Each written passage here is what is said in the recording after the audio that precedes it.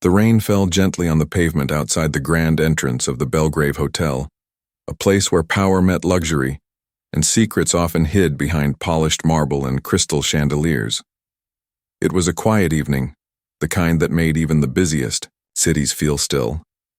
Inside the lobby, laughter echoed from a nearby bar where suited executives toasted their latest wins.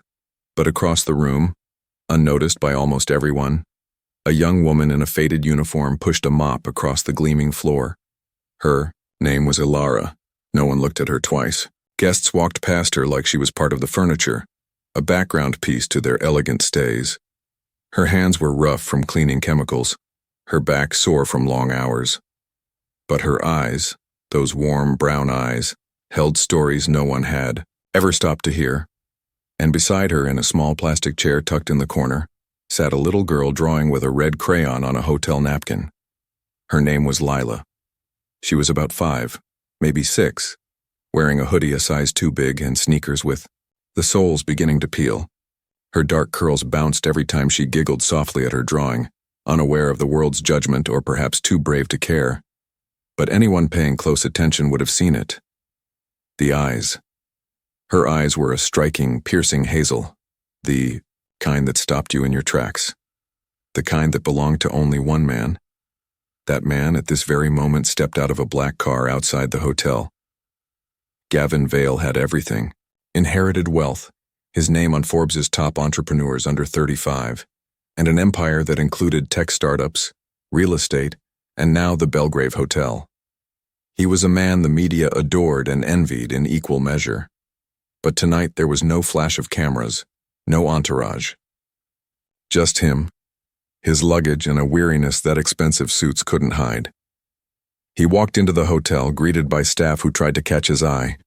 He barely nodded, lost in thought, until someone, caught his attention from the corner of the lobby. He stopped mid-step. His eyes landed on the janitor. Her face was turned away, focused on scrubbing a scuff from the floor. But something about her seemed familiar. He took a slow step closer, then another, and when she straightened and looked up, time stood still. "Ilara?" he breathed. She froze, mop in hand, her body going still before slowly turning to face him. For a moment neither of them spoke. The last time she had seen him, she was walking away from a life she was no longer welcome in.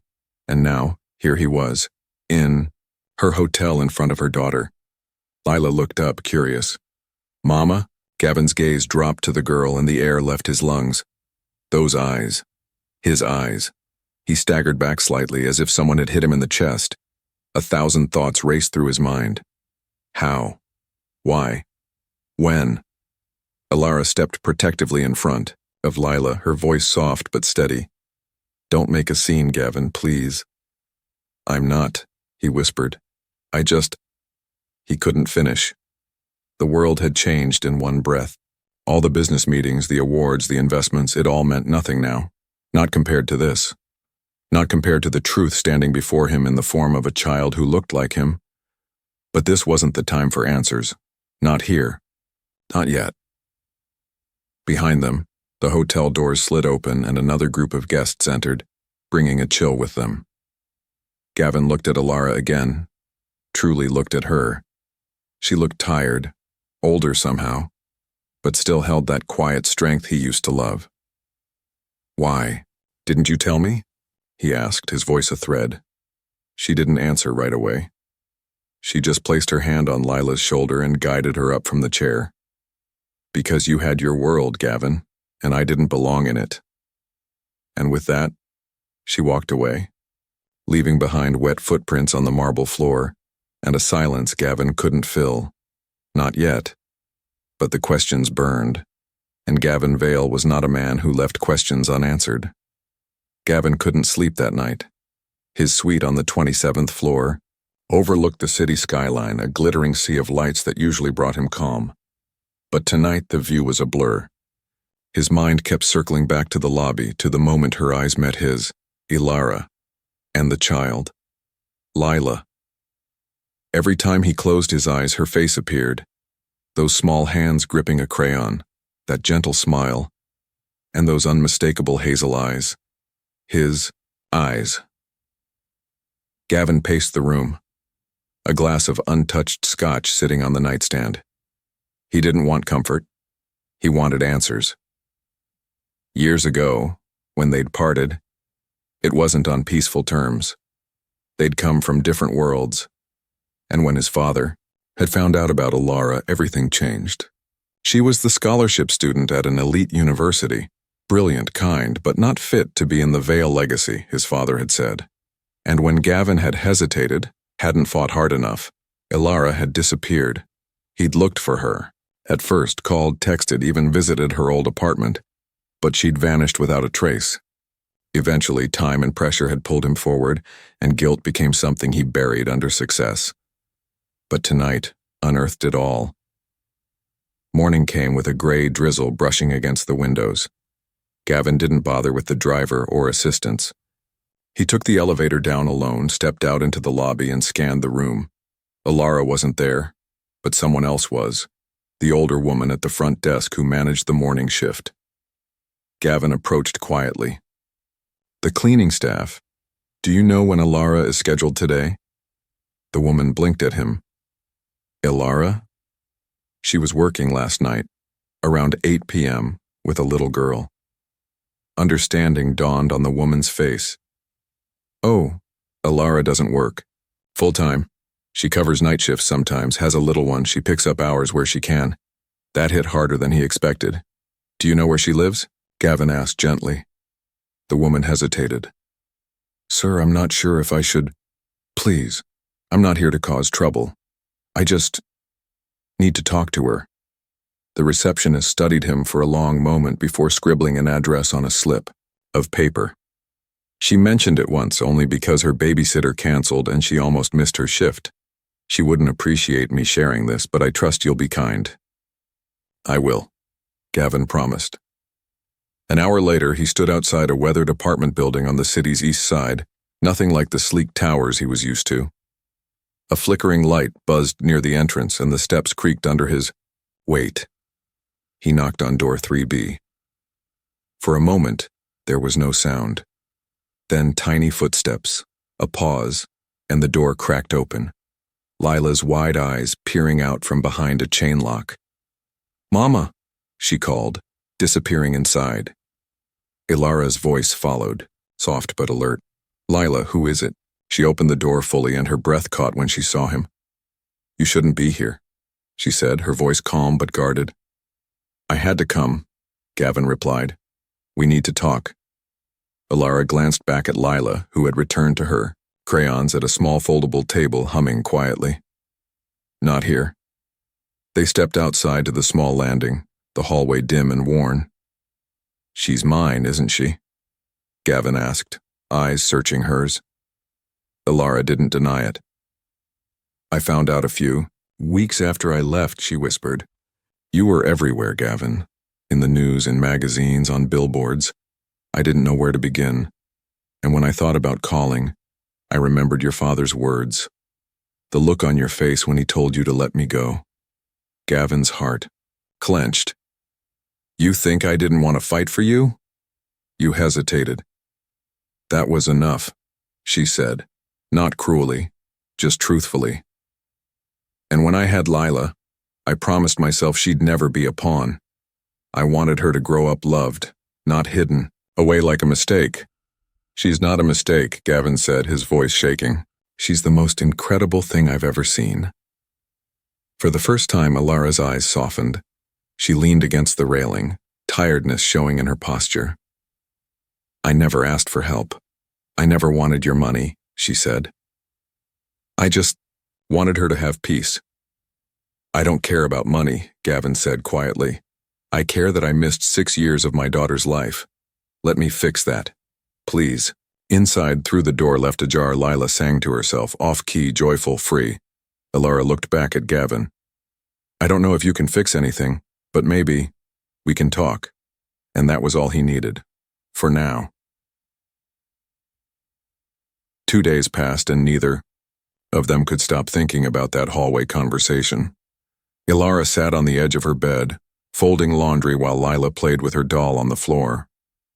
The tiny apartment buzzed with the sounds of the world outside.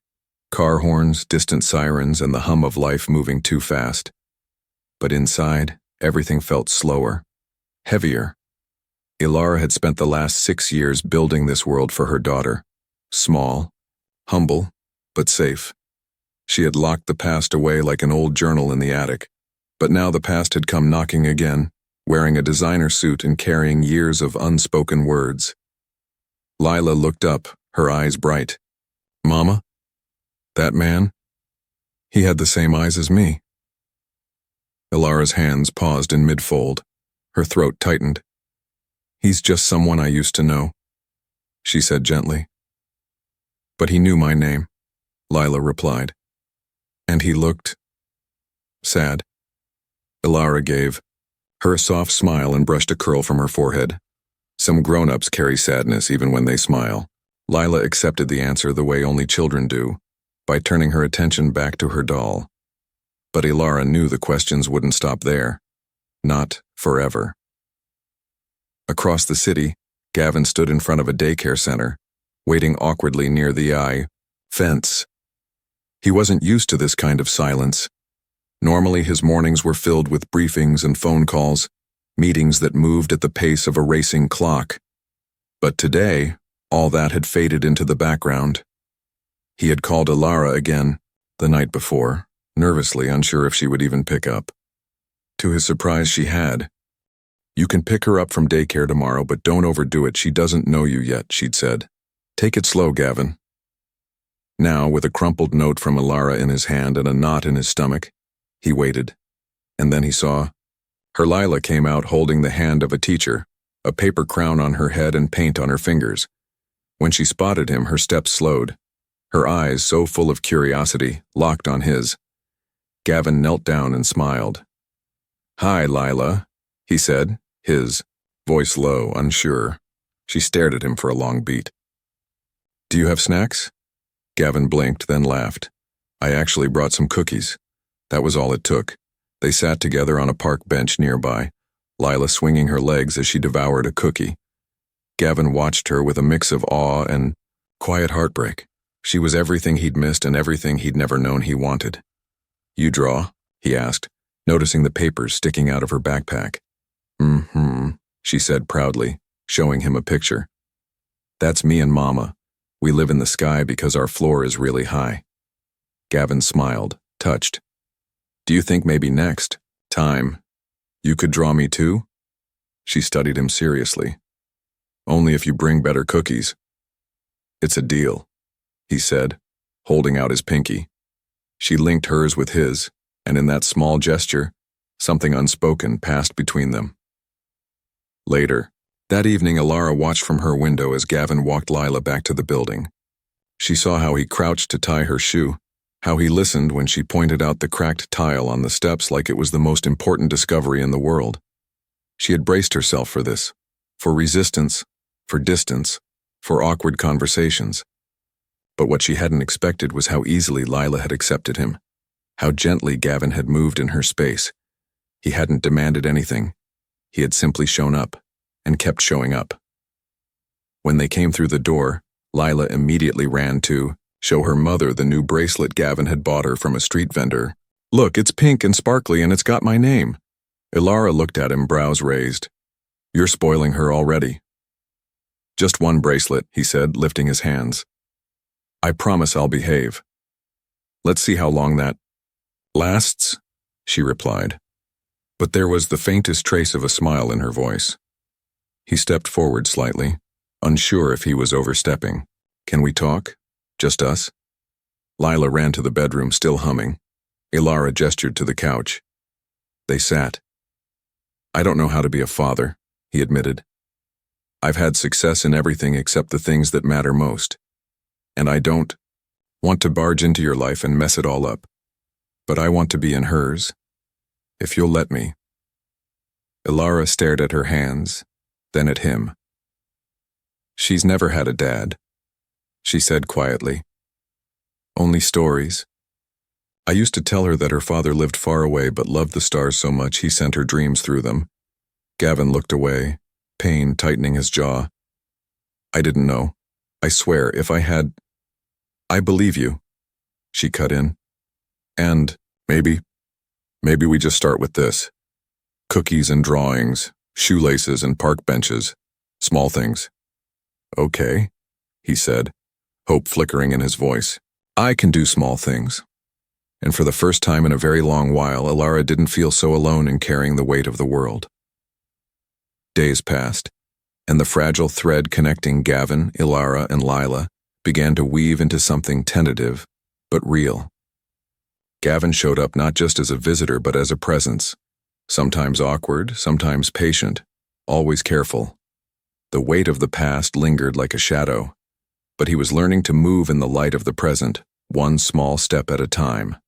One chilly afternoon, Gavin found himself sitting on the worn couch of Ilara's apartment, listening to the hum of Lila's favorite song playing softly from the old radio. Ilara sat across from him, sipping tea, her eyes tired but alert. It was the kind of moment where silence felt heavy with unspoken words. I want to know everything, Gavin said suddenly, breaking the quiet. Not just about Lila, but about you. About us. Ilara looked away, the memory of so many years, pressing down on her. There's a lot you don't know, things I tried to protect you from by walking away. He reached out, hesitating, then gently took her hand. Whatever it is, we can face it. She squeezed his hand for a moment before pulling back, as if afraid of letting go of the wall she had built so carefully.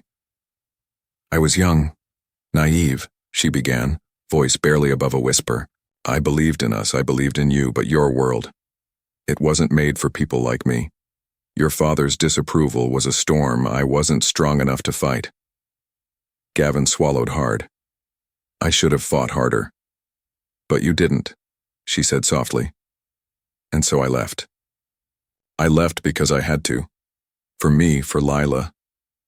I wanted a life where she wouldn't feel like an outsider, where she wouldn't carry the weight of your name like a burden. He nodded, understanding dawning slowly. I never knew how much you sacrificed.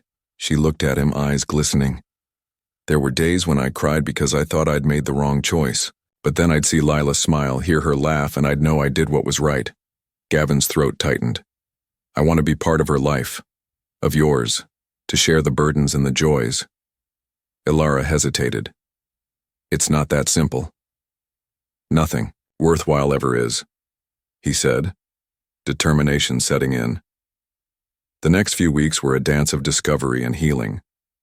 Gavin attended Lila's school events, sometimes awkwardly standing at the edges while she proudly showed off her drawings or sang.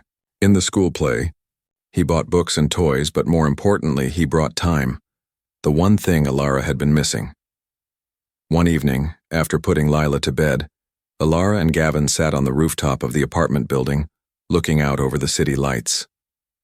It's strange, she said. I built this life thinking it was enough, but I was wrong. There's a whole world I shut out because I was afraid. Gavin took her hand. Fear can hold us back, but it can't stop us if we're brave enough. She smiled, a flicker of hope lighting her eyes. Maybe it's time to stop running. Together, he said softly. For the first time in years, the future felt open, uncertain but full of possibility.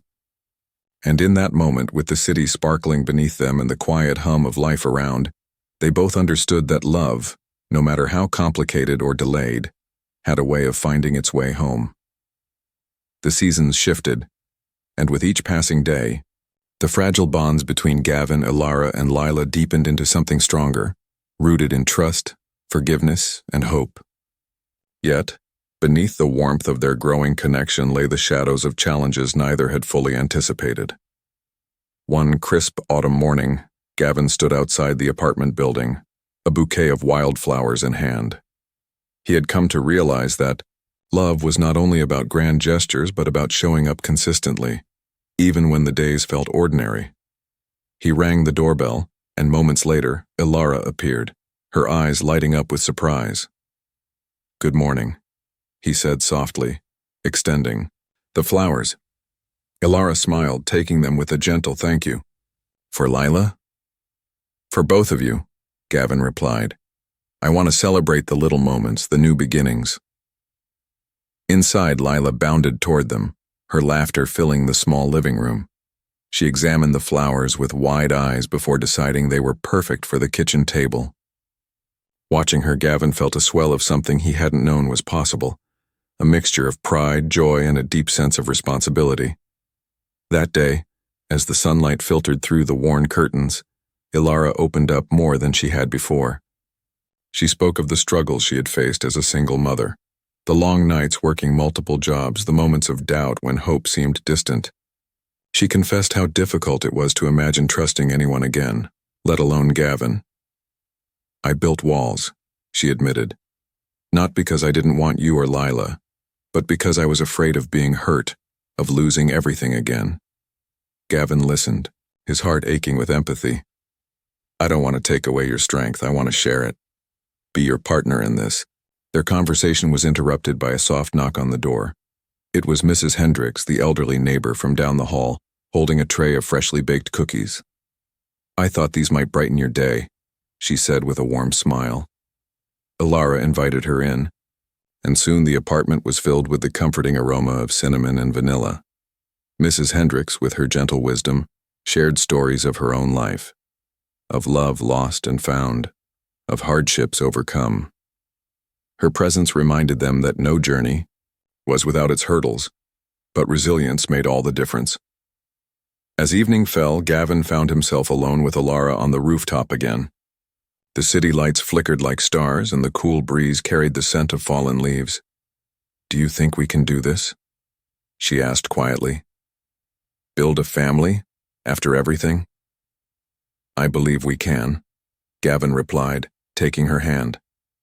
Not because it will be easy, but because it will be worth it. Ilara rested her head on his shoulder, feeling a peace she hadn't known in years. Meanwhile, Lila was growing more comfortable with Gavin's presence. She no longer looked at him with hesitation, but with a curious affection. One afternoon, she pulled him into an impromptu game of hide-and-seek, her giggles echoing through the small apartment. In those moments, Gavin saw not just a daughter, but a bright spark of hope and future. Still, the past was never far away. Gavin's family, the Vale legacy, loomed like a silent force waiting in the wings. There were calls he avoided, invitations he declined, and secrets that had yet to be faced. But with Ilara and Lila by his side, he felt ready to confront whatever came next. Their story was not about perfection, but about the courage to keep moving forward despite the unknown. It was about finding strength in vulnerability, and about the unbreakable power of love to heal wounds long hidden.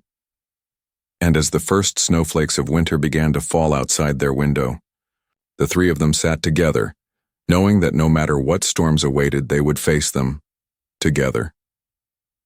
Winter had settled over the city, painting the streets in a blanket of white.